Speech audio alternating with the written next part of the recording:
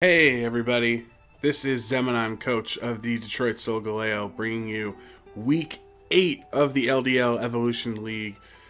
We are currently 3-4. We lost last week in a big manner, let's just say, a 5-0 defeat. So we're definitely looking to bounce back, and we are going up against Amber and the Lake Village Lapras. So Amber is 1-5. But I never want to overestimate somebody's team just off their record, because I've been in leagues once. I was in a league once where I was 1-7 in a 12-week season, and then I ended up winning out in the end. So, and having a lot more respectable of a record by the end of the season. So I'm never gonna overestimate or underestimate somebody's skill, I guess. And she actually had some scary things on her team that we're kind of lucky she didn't bring against me, if I'm being honest. But let's just run over the Lapras' team real quick. So she has Toxapex, Infernape, Meloetta, Heliolisk, Seismitoad, Kecleon, Megaseptile, Glisker, Heracross, Skarmory, and Castform. So she has a lot of things it's hard to account for, like Infernape, right? Which thankfully she didn't bring. I was so worried about an Infernape because I just didn't know what type of set it was going to be. And she didn't bring it, which was nice for us. Heliolisk is another one, has dry skin, can use Thunder in the rain if I were to set up rain.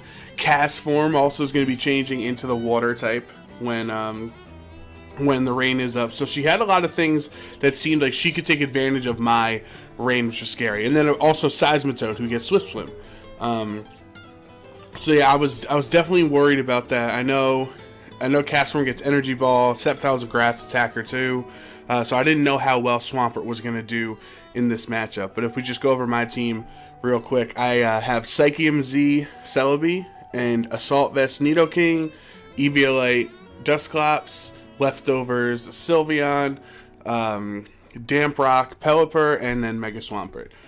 This is what I thought dealt with her team the best. I thought Dusclops was pretty much a great switch into anything she wanted to go for on the team. And then I could Will-O-Wisp any of the physical attackers, except for Infernape, obviously, since it was a fire type already. I was also worried about a Choice Scarfed Heracross coming out with close combats and Mega Horns and things, but she didn't bring that either. But when I looked at her 6, I knew I had a pretty good shot because I had I had Hidden Power Ice on Celebi, so that dealt with the Glisker and the Mega Sceptile. Obviously Ice Punch on Swampert, and then Earth Power and Earthquake to deal with Toxapex. Really my issues were Skarmory. I did not have great options against Skarmory. And then the Meloetta, because Meloetta is pretty fast compared to the team I brought this week. So she could form shift whenever she wants, and it changes the speed tier and it changes the typings. So that makes it difficult for me on a turn to turn basis to know what type of move Meloetta is going to go for. Which again is why I brought the Dusclops, because it beats normal types, it beats psychic types, it beats the fighting type version of Meloetta, right? So, when we go into team preview here, I lead Nidoking. That's what you're gonna see. So I was expecting either the Glisker or Skarmory to come in to set up rocks. So that's why I assumed they were going to be one of the leads, and that's why I went for Nidoking here. I didn't want to lead Pelipper just in case he leads Castform and he starts changing the weather and everything like that. So I thought Nidoking was the safest option in case she thought maybe I'd go for Stealth Rocks first turn or something like that. But I do have Earth Power on the Nidoking here, so I'm gonna just opt for that here turn 1. I was expecting either a Spike or a switch out into one of her flyers, but she goes for a Scald, which is completely fine. It is super effective, it is a critical hit, and it's a burn, so I guess it's not as fine as I originally said. But honestly, it isn't a big deal. Nidoking's not a physical attacker this week, so Burn doesn't matter. Earth Power, I thought maybe she would switch out the Toxapex here, but she just lets me, sack it off. No spikes are on the field, which is great for me. But I was very curious, or questioning the last 2 turns there, because she has 2 flyers in Skarmory and Glisker. Maybe she didn't want me to, have the Ice Beam predict on Glisker coming in, but I'm not sure. So now comes in the cast form. It's still its normal type, and I expected a water attack coming out into that slot, so I got out, and Celebi takes that very well. I went for Leech Seed this week, actually, on Celebi, because I did not have a lot of answers for the Skarmory, except for, rain boosted Scalds from Pelipper or something. And she hits a Hurricane and confuses me here, which really stinks. I'm not mad, honestly. That's a part of Hurricane. I get it. I run Pelipper. I understand the ramifications of Hurricane, but I was just more impressed than than anything else that Hurricane landed and got the confusion. So I didn't want to risk anything. I get to scout and see that it is holding its Z move here. So I think this was Z Rain Dance, if I remember correctly. I had seen it yet. So Z Rain Dance, setting up the rain for itself, which is cool. I don't need to bring Pelipper in, so that's a nice tech on her end. I wasn't expecting that. I had seen it other weeks in her battles, but the fact that I have Pelipper made me think she wouldn't use it. Maybe she would just use Z Hydro Pump or something like that. But it is nice that Dusclops did get to come in for free here. It didn't take any damage. And this Hurricane, that really does nothing at all to Dusclops. Dusclops is just so bulky, man, and I love it. So I'm going to burn it, because with the combination of Burn and Leech Seed, it's, slowly going to be losing more and more HP every turn, and it's not, I don't think it has any moves that can recover. So she makes a smart play to switch out here into the Meloetta, which was, probably the biggest threat to my team, honestly. Shadow Ball into Dusclops, Psychic into Nidoking, Shadow Ball into Celebi also. So she reveals it here. I didn't know if she would have Shadow Ball or not, but it was good to see. Good to know now that she does have it. Gets the special defense drop, and Will-O-Wisp dodges, which Dusclops really does not have the best track record of hitting Will-O-Wisps this season for us. But that's alright. I wasn't even mad at the special defense drop, because I was going to switch it out anyway. But I'm mad at this one. So Sylveon switches in and gets another special defense drop. Bro, come on. 2 special defense drops in a row. Obviously, the first hit didn't matter, or did no damage at all. So if I didn't get the special defense drop, that would have been nice. Now, her Skarmory seemed to be a physical, or fully attacking set. No spikes or anything like that. Just trying to get damage in. So I go for the Wish, and I'm obviously going to switch out here I believe I switched into the Celebi to get its HP back up. Which is, yes, that is what I go for here. Because I hadn't seen the Skarmory's moves yet. And she reveals Rock Slide, which is really interesting. I'm thinking she was expecting Pelipper to come in, because that would have been a nice play on her end to get a lot of Rock Slide damage there. It also could have been prepped for Incineroar too, if I brought Incineroar, since that's weak to rocks. So we've seen now Rock Slide and Iron Head. And I get the Leech Seed off because that was kind of my win con with the... I totally forgot to get rid of the Toxapex. Sorry about that. I will take that down now. There we go. So if you were going crazy over that, I apologize. I'll try to remember more and more to take Pokemon down as they get knocked out. Yeah, so the Skarmory, it shows Whirlwind too. So that's its 3rd move. And I didn't know if it had Brave Bird or not. I'm trying to figure out this thing. And unfortunately, it does bring Celebi in here. So I'm just debating, does he have Brave Bird, or does she have Brave Bird as her 4th move on this thing?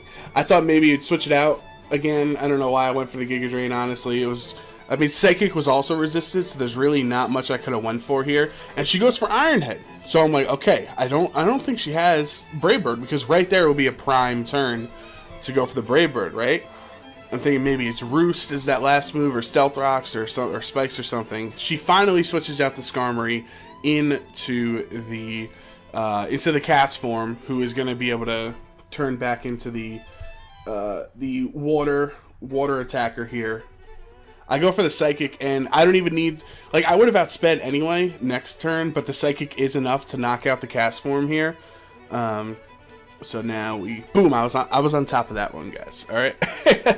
we're catching up here. But this does give her a free switch into the Meloetta, which I don't want to take a Shadow Ball on my Celebi. So I go back into the Sylveon, which is pretty much at full health, to eat this Shadow Ball, because we saw last time how much the Shadow Ball did, right? And it really does nothing again. No special defense drop. Let's go. Now, if she had Psy Shock, it would have been doing a lot more to my Sylveon. But later on, she shows up since she has Psychic, so Sylveon really is just complete and utter wall to her team.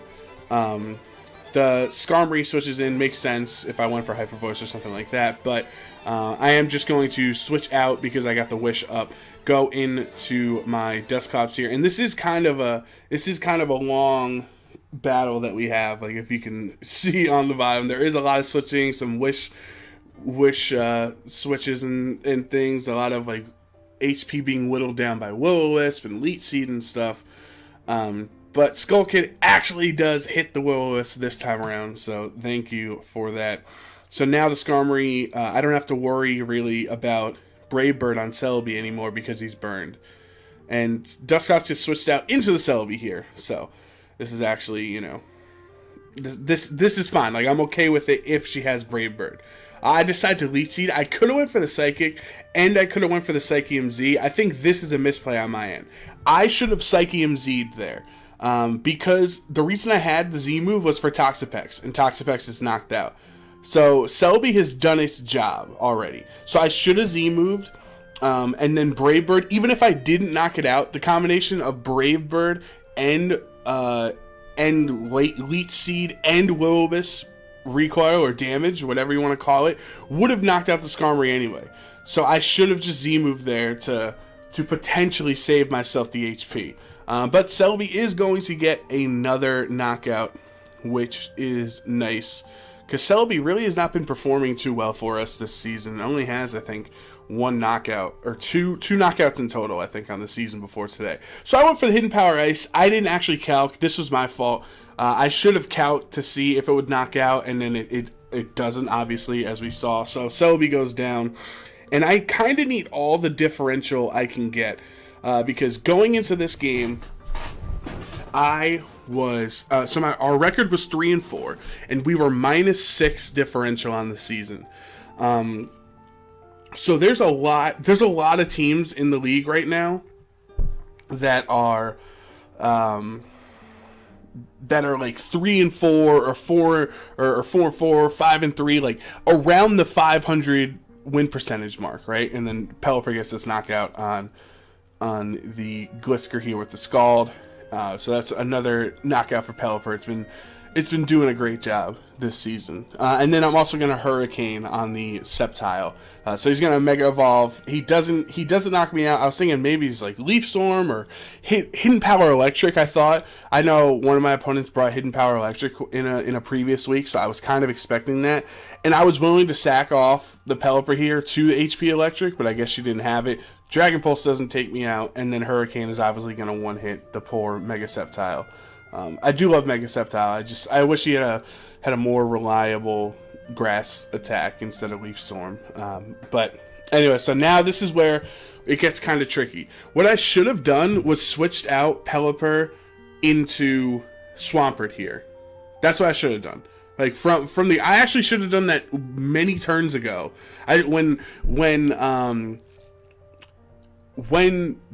I knocked out Glisker with Scald, I should have switched out into the Swampert because I had like 5 turns of rain left, and I could have just Ice Punch, Waterfalled, and knocked out all 3 of these, and it wouldn't have prolonged the match on for any longer. So you see she gets another special defense drop, but I'm going to Wish up.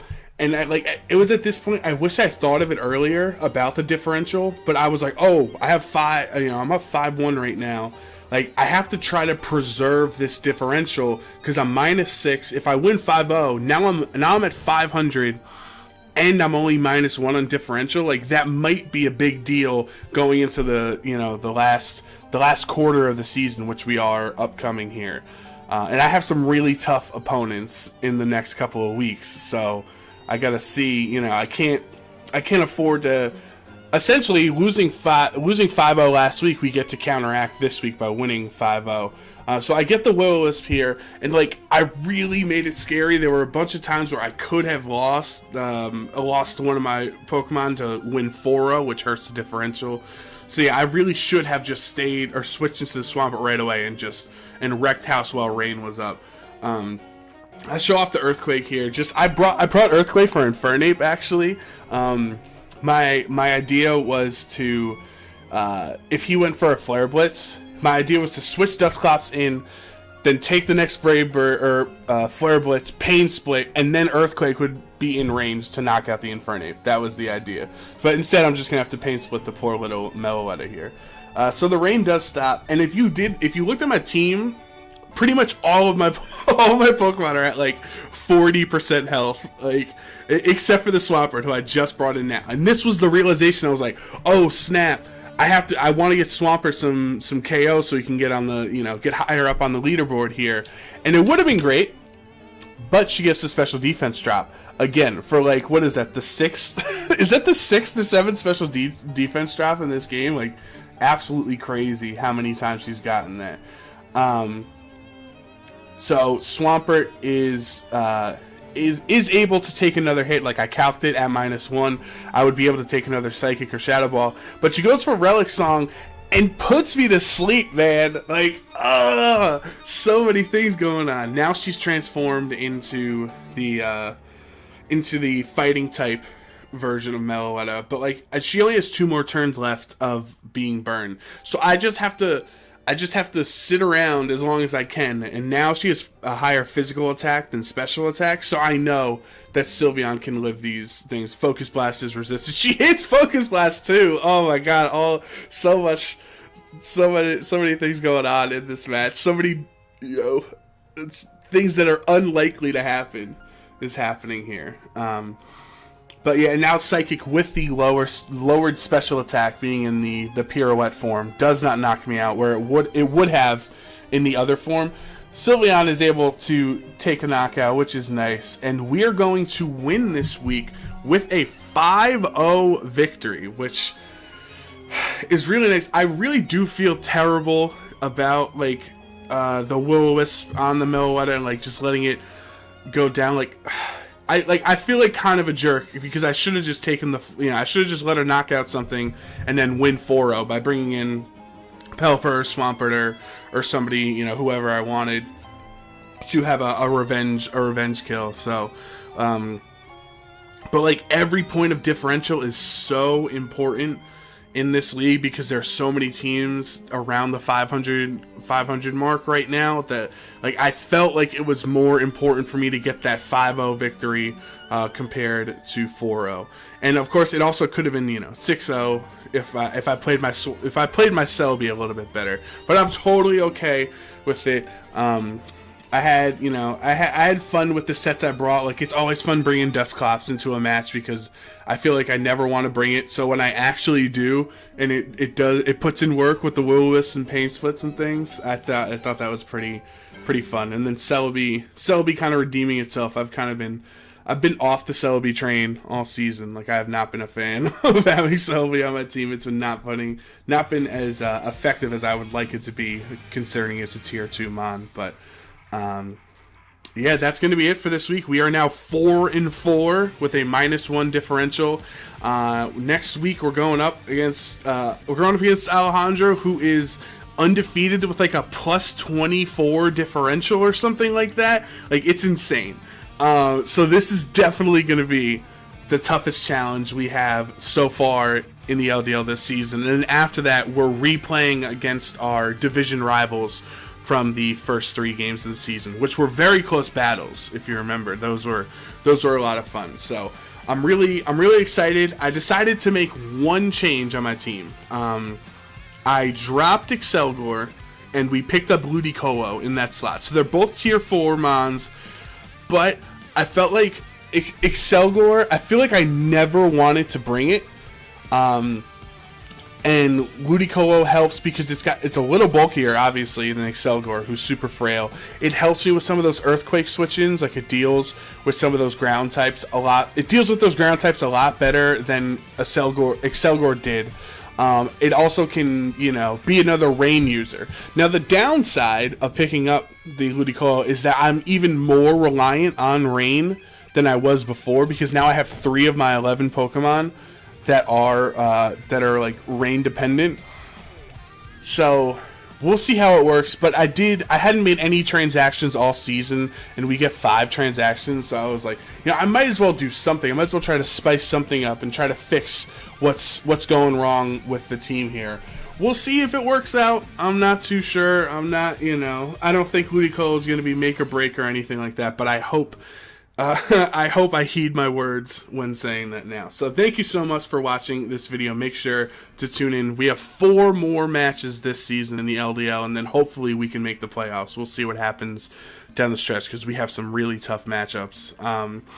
But please make sure to subscribe to stay tuned and get notifications for when new battles go up. We actually also here on the channel have a podcast where we discuss different gaming things, and this week's, which is going to be going up the same day, where we talk about Pokemon Sword and Shield for like an hour and a half. We just like we just fangirl over Sword and Shield's trailer and Detective Pikachu. So please, I'll leave a link to our channel in the description if you want to check that out as well. But for now, this is Zemanon and the Detroit Solgaleo signing off. We will see you next time.